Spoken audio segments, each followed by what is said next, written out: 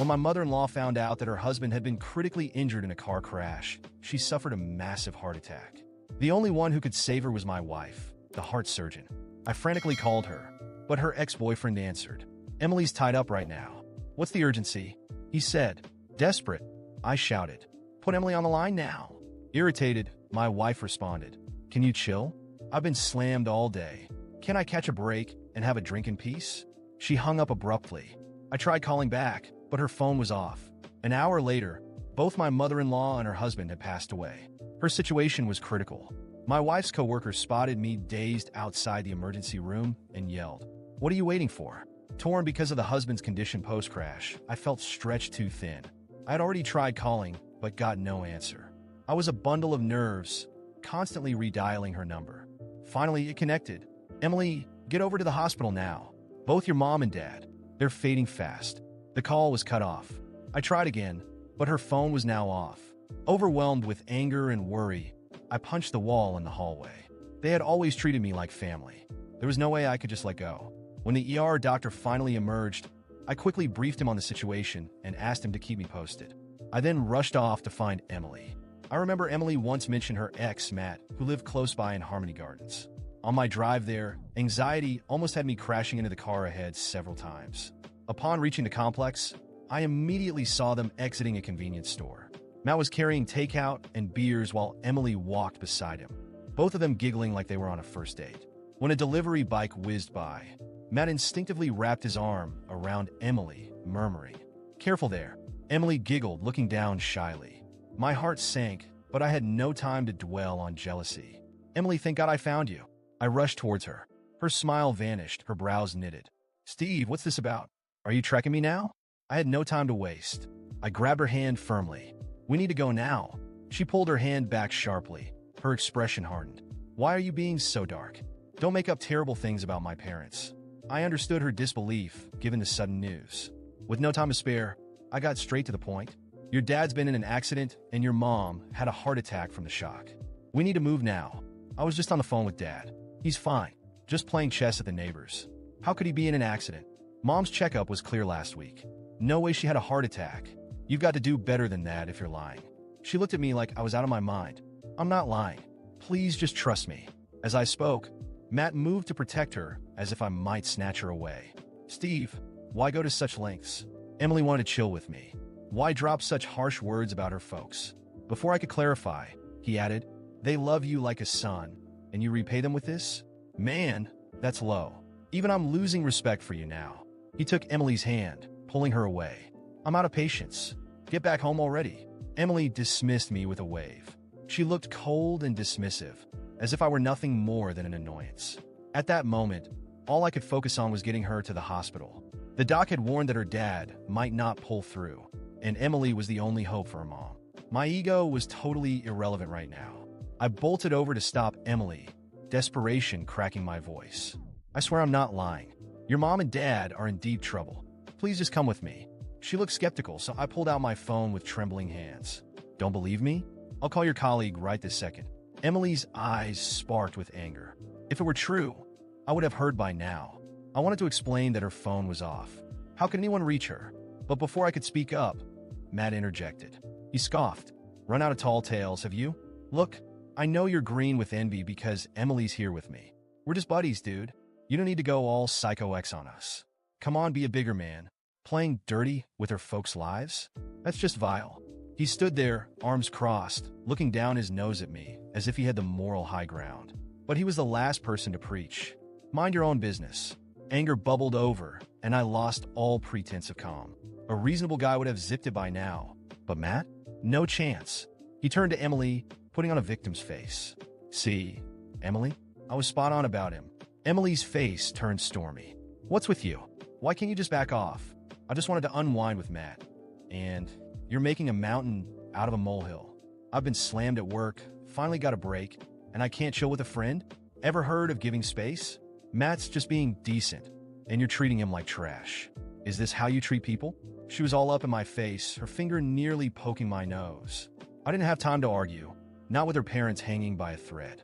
I pushed down the rising turmoil inside. Sweating, I wiped my brow and pleaded in a low voice. "They're in the ER.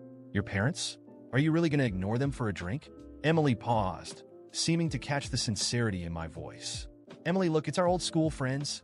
Matt pointed excitedly at a nearby restaurant through the large glass windows. A couple inside noticed them and waved. What are the odds? Haven't seen them in ages. Let's catch up. Emily started to leave, but I grabbed her desperate. We're running out of time. Your parents are waiting for you. You're their only kid. Don't miss saying goodbye to your dad. Don't just watch your mom pass away. Matt was relentless, his tone icy. Steve, you done with your drama? Enough already. He started pulling Emily away. She chose him. The thought of them potentially dying alone crushed me. Tears flooded my eyes, and I dropped to my knees. Emily, if I'm lying, let the sky fall on me. Emily paused, clearly torn. Steve, can you ever just let it go? Emily had always been patient, avoiding fights with you. Why can't you let her have some downtime with friends? Does her life have to be all about work and dealing with you? Matt was visibly agitated, acting like I was the villain of the century. His look of disgust was plain as day. He took a deep breath and then said with a shaky voice, Maybe you should just go with him, Emily. I'll smooth things over with our friends. After all, a husband matters more than friends, right? Without another word, he headed towards the restaurant across the street, not looking back. His tactic worked like a charm. Emily dropped everything and ran after him. As she stormed off, she threw a fierce warning over her shoulder. Not next time. You dare curse my parents, and we're through. No matter how loudly I called after her, she wouldn't stop. How could such wonderful parents have raised someone so cold and stubborn? A simple phone call could confirm the truth, yet she stubbornly refused to make it. Torn between her parents and her first love, her heart had long since tipped towards him, and there was no looking back. How could she be so sure I was lying? After all our years together, didn't she trust me at all? The doctor called in a panic. Charles and Margaret are fading fast. Why aren't you here yet? I raced to the car, speeding back to the hospital. Charles didn't make it. He was gone by the time I arrived. Holding back tears, I went to see Margaret. The life support was off. She lay there, gasping for her last breaths, silently waiting. Hearing my footsteps, she slowly turned her head. When she realized I was alone, the faint light in her eyes flickered out. Where's Emily? I couldn't bear to look into her eyes, my hands shaking as I held hers. If I had known I couldn't bring Emily back, I wouldn't have left. I could have been there for them a little longer. I couldn't tell her that Charles was gone, nor could I say that her beloved daughter was out drinking and laughing with her old flame. Mom, Emily's tied up with a patient and couldn't break away. That's a doctor's duty. I don't blame her. Emily had always excelled, from grade school through to a combined undergrad and grad at a top medical school. Her parents' pride. Yet now I felt nothing but heartache. I hated that I couldn't bring Emily back, and I resented that she only listened to Matt. Steve, you've been a good son. I just wish I could see Emily one more time. Those were Margaret's last words in her final moments. All she wanted was to see her daughter, Emily. But where was Emily?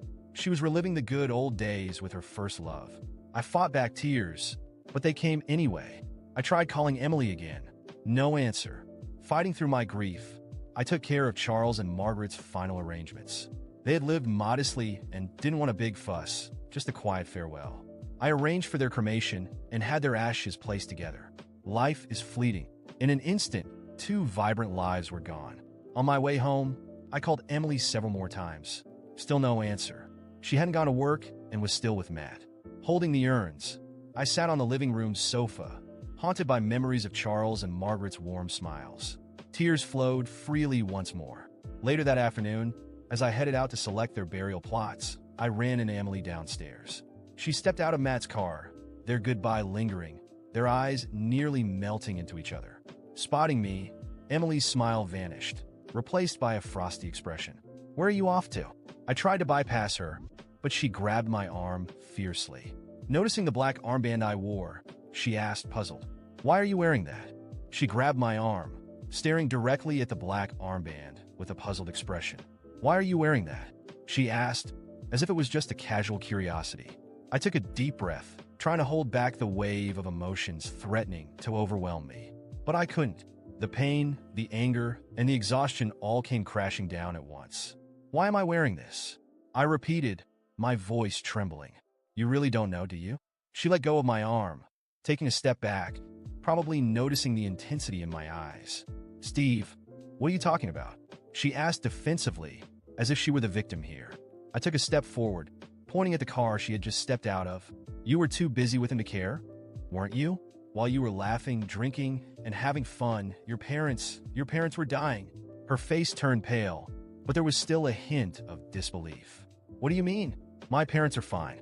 You were just exaggerating, making excuses to stalk me. Exaggerating? I snapped. Margaret and Charles, the people who raised you, who supported you at every single step of your life, died while you were busy reliving the good old days with Matt. She blinked a few times, as if trying to process what I had just said. No, that can't be true. You must be lying. My laugh came out bitter and full of pain. Lying? Why the hell would I lie about something like this? Why would I make up the fact that your parents, the only people who ever loved you unconditionally, are gone? She stepped back, shaking her head. I was busy. You don't understand the pressure I'm under at work. Work? I interrupted. It wasn't work that kept you away. It was Matt. I called you. I begged. I screamed for help. And what did you do? You hung up the phone so you could keep laughing with him. Tears started welling up in her eyes, but there was no room for pity at that moment. They died asking for you. The last thing your mom said was that she wanted to see you one last time. But you chose him. It's always him. She tried to respond, but I cut her off again. Did you know your dad didn't make it before I even got there? Did you know your mom died thinking you were busy saving lives because I couldn't bring myself to tell her you were out drinking with some guy who never cared about your family? I didn't know, she stammered, but her voice was weak. You didn't know because you chose not to know. I gave you every chance to do the right thing, but you ignored them all. You laughed in the face of tragedy while they were lying in a hospital, fighting for their lives. And now you have the audacity to ask why I'm wearing this. She started crying for real now, covering her face with her hands, but I wasn't finished. You know what's worse? It's not just your absence. It's the way you treated me like I was crazy. You chose to believe a guy who manipulates you, who uses nostalgia to keep you around, instead of trusting the man who was desperate to save your family. She looked at me, tears streaming down her face, but she had nothing to say. I took care of everything, Emily. I arranged the funeral. I held their hands while they passed. I was the son you should have been, and you were an absent daughter. She tried to step closer, maybe to touch me, but I stepped back. Don't touch me. I don't want your pity or your empty apologies. I want you to look in the mirror and see the person you chose to be. Because honestly, I don't recognize you anymore. She sobbed now, her words coming out in broken fragments. Steve, I don't know what to say. You don't need to say anything. Not to me, at least. Go to their graves and tell them why you weren't there. Explain to them how Matt was more important. She collapsed to her knees, sobbing uncontrollably, but I couldn't feel sorry for her. The image of Margaret asking for her in her final moments was burned into my mind. I hope Matt was worth it, because honestly, after this, I don't see how we can move forward. Without looking back, I walked past her and into the building. Deep down, I knew those words were true. Something inside me had broken, and I no longer had the energy to fix it. As I was walking away, feeling the unbearable weight of everything that had happened, I heard her phone ring. I didn't want to know anything more. I was too exhausted. But she, in an automatic reflex, answered and put it on speakerphone. Maybe it was instinct. Maybe she was too lost to realize I was still nearby. Hey, Matt, she said, her voice still shaky from crying. His voice came through cheerful, as if nothing in the world had changed. Hey, babe. So, all set for tomorrow? I've already made the reservation. It's going to be amazing. I stopped dead in my tracks. My blood ran cold, and for a second, I almost turned around to confront her. She took a deep breath and responded, her voice now heavy with a weight that hadn't been there before. Matt, my parents died. I'm not okay. There was silence on the other end. For a brief moment, I hoped, he would show some shred of humanity. But then his response came cold and casual. What? You actually believe that lie Steve told you? I told you he'd make something up just to keep you around. I turned to look at Emily and saw her eyes widen in shock. The phone was still on speaker, and her expression shifted from pain to fury in an instant. No, Matt, she said sharply. They really died. Another silence. I could almost hear his thoughts racing, searching for a way to spin this in his favor. And then, with an absurd nonchalance, he said, Oh, that's too bad. I'm sorry, really, but so, are we still going out, or are you canceling over something as natural as that? I mean, everyone loses their parents sooner or later. I saw Emily close her eyes, as if trying to absorb the sheer absurdity of what he had just said. The shock quickly turned into pure indignation. Natural? Her voice was shaking with rage. You think my parents' death is just a damn natural thing? That's not what I meant. I just mean life goes on, you know? They were old anyway, he said, chuckling nervously, trying to downplay it. Emily gripped the phone so tightly I thought she might break it. Go to hell, Matt. You're a piece of garbage. I gave up everything for you, ignored my family, humiliated Steve, and for what? For this? To hear that my parents' death is nothing more than a natural event? Emily, relax, you're overreacting. Overreacting? She yelled. I left everything for you. You made me believe that Steve was suffocating me, that I needed space. And all this time, you were just using me to boost your pathetic ego. The anger and pain in her voice were almost tangible. She squeezed the phone even tighter and then, without hesitation, ended the call and threw the phone onto the ground as if trying to rid herself of him for good. I watched in silence, still feeling the chill from what I had just heard. Emily stood there, staring into nothing, her shoulders shaking. For the first time in a long time, I saw a vulnerable Emily, a broken Emily. And despite everything, despite what she had put me through, I couldn't just ignore her. I took a hesitant step towards her. Let's go home. She lifted her teary eyes to me, filled with guilt and sorrow. And for a second, she hesitated. Then, she slowly nodded without saying a word. I picked up her phone from the ground and put it in my pocket, as if that could help her walk away from that mistake.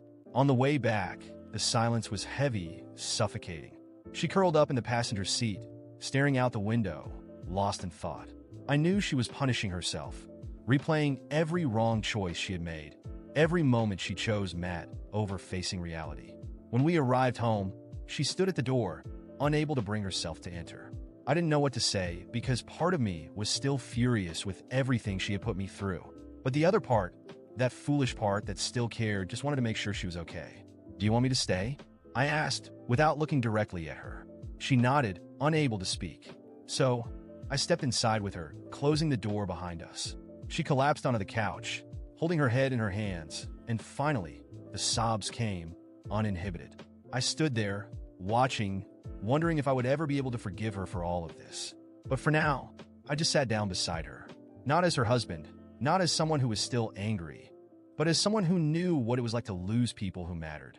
And no matter how many mistakes she had made, no one deserved to go through this alone. The following days were a whirlwind of silence. The house, once filled with conversations and plans, now felt like an empty space heavy with memories. Emily spent most of her time in the bedroom, lying on the bed, staring at the ceiling, or quietly crying.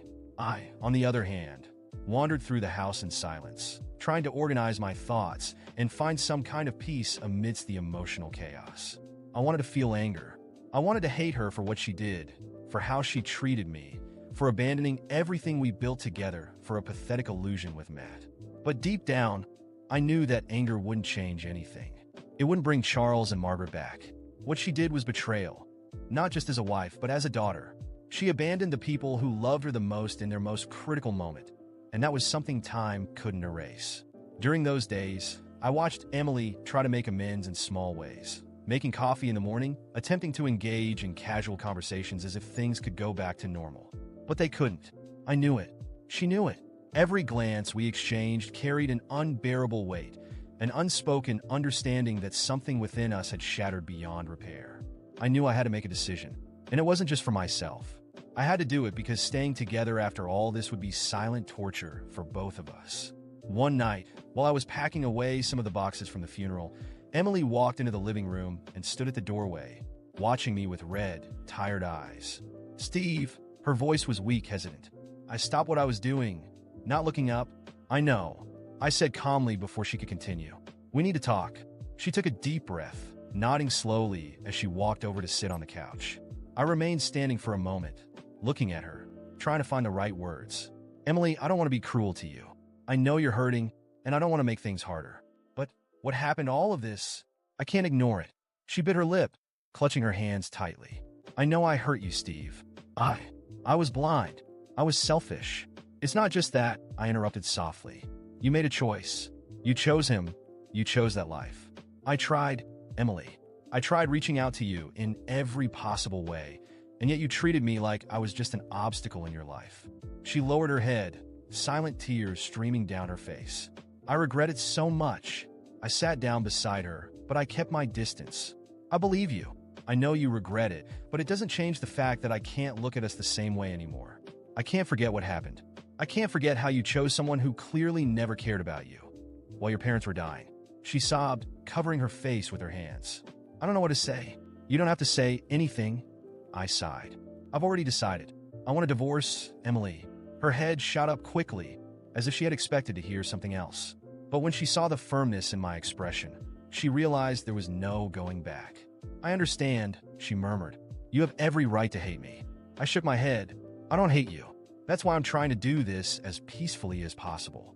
You're grieving, and so am I. I don't want to make this harder than it already is. She sat in silence, staring at the floor, absorbing my words. What do I do now? She whispered. You take care of yourself, I said, standing up. You process all of this, learn from your mistakes, and move on. She nodded slowly, unable to meet my eyes. I never wanted this to happen, but it did, I said, walking toward the door. I'll sleep on the couch tonight. Tomorrow, we'll figure out the paperwork. Before leaving the room, I heard her shaky voice. Thank you for not hating me. I paused for a second, but didn't respond. I just walked out, knowing that was the best goodbye I could offer. In the following days, we handled the divorce paperwork with the same cold detachment necessary to close a chapter that was once full of love. There were no fights, no accusations, just two strangers dealing with the consequences of wrong choices. When I finally signed the papers, I felt a weight lift off my shoulders. For the first time in a long time, I took a deep breath without feeling a knot in my chest. Emily, on the other hand, seemed lost. There was nothing I could do for her now. We each had to fight our own battles. The day I left the house for the last time, she stood at the door, watching me go with eyes filled with regret. Take care of yourself, Emily, was all I could say before walking away. I didn't look back. I didn't need to. I knew that some things would never be the same again. But at least I was free to start over.